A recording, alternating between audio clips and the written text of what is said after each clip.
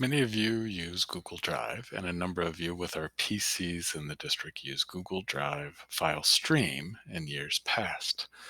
Google has changed it. So you may notice that there's a question mark by the app that is on your Windows File Explorer, and it says possibly like G Drive question mark or it doesn't work.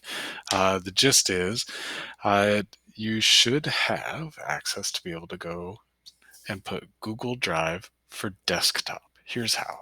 First step, go to drive.google.com. Sign in as your at Tukwila self. Go to the gear icon and then find yourself going to the desktop to get Drive for desktop.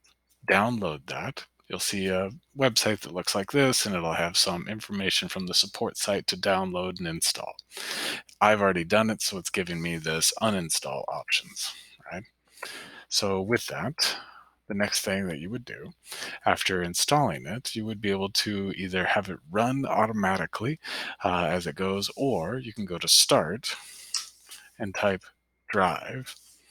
There's nowhere to type at first. You just start typing, and then this app, and you should get this message that says it's already running down here.